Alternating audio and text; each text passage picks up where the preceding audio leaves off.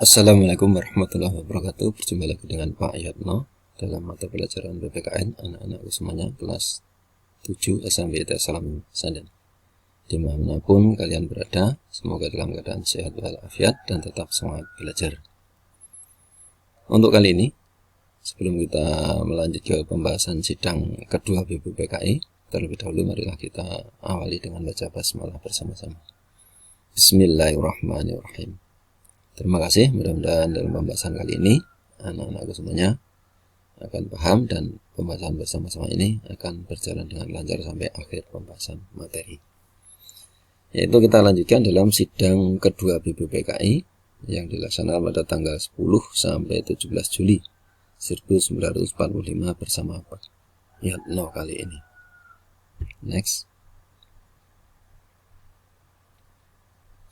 Bahwa dalam sidang kedua BPPKI, acara pokok atau agenda pokok pada sidang kedua BPPKI ini adalah membahas rancangan pembukaan hukum dasar atau rancangan pembukaan undang-undang dasar dan merumuskan rancangan hukum dasar atau merumuskan undang-undang dasar.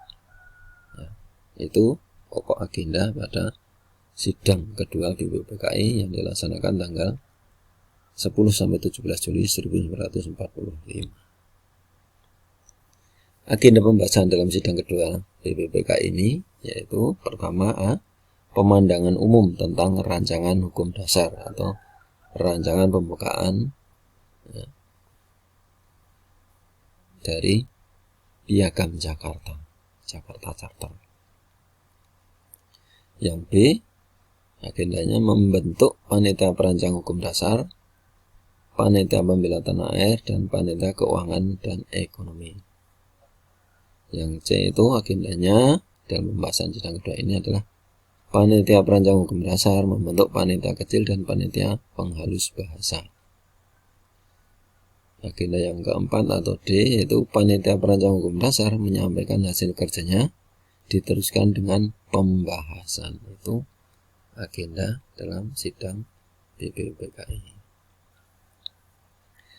Kemudian masa persidangan kedua BPPKI tanggal 10 sampai 17 Juli 1945 itu yaitu dibahas hal-hal teknis ya. Dibahas hal-hal teknis tentang bentuk negara dan pemerintahan baru yang akan dibentuk. Maka dibentuklah panitia hukum dasar dengan anggota 19 orang yang diketuai oleh Insinyur Soekarno kala itu. Kemudian panitia ini membentuk panitia kecil lagi yang diketuai oleh Supomo dengan anggota Wongsonegoro, R. Soekarjo, A.A. Maramis, Panji Singgih, dan Haji Agus Salim serta Sukiman.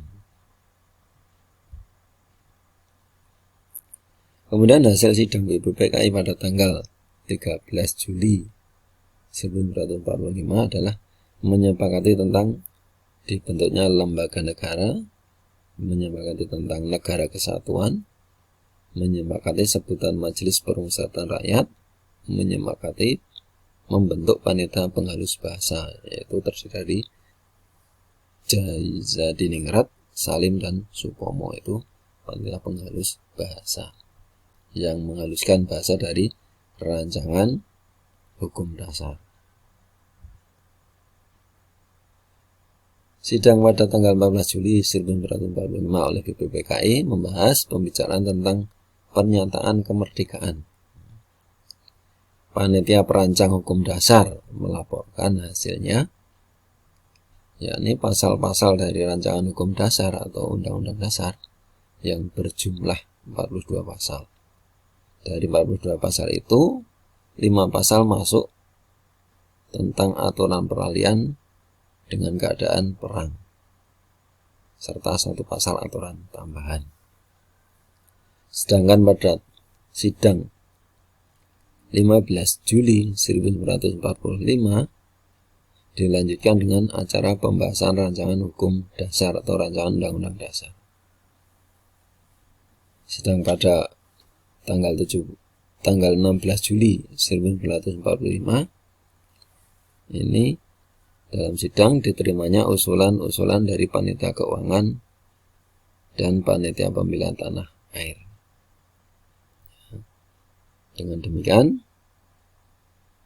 selesailah tugas panitia BPUPKI, Badan Pendidik Usaha Persiapan Kemerdekaan Indonesia, atau namanya apa? BPUPKI itu Dukurisu Jumbe Cosokai. Kemudian keputusan sidang BPUPKI antara lain yang dilaksanakan pada tanggal 10 sampai 17 Juli 1945 itu adalah yang pertama menyepakati rancangan pembukaan hukum dasar yang berupa Piagam Jakarta atau Jakarta Charter yang disusun oleh panitia 9. Itu disepakati dalam sidang BPUPKI. Rancangan pembukaan hukum dasar diterima. Kemudian yang kedua, menyepakati rancangan hukum dasar atau menyepakati rancangan undang-undang dasar. Yang ketiga, menyepakati panitia keuangan dan ekonomi. Disepakati dibentuk. Yang keempat, menyepakati panitia pembelaan tanah air. Dibentuknya panitia pembelaan tanah air. Setelah selesai melaksanakan tugas, BPUPKI atau yang dikenal dalam bahasa Jepang Dukurisu Jumbo Cosokai ini dibubarkan pada tanggal 9 Agustus 1945. Sebagai gantinya dibentuklah PPPKI, Panitia Persiapan Kemerdekaan Indonesia, karena sudah akan menyatakan kemerdekaan. Dibentuklah PPKI sebagai gantinya BPUPKI, atau dalam bahasa Jepang Dukurisu Jumbo Inkai. Itu pada hasil pembahasan sidang kedua BPUPKI. Setelah selesai, maka dibubarkanlah BPUPKI ini ganti dengan PPKI. Demikian pembahasan pada sidang kedua BPUPKI kali ini. Mudah-mudahan anak-anakku semuanya menjadi paham dan jelas.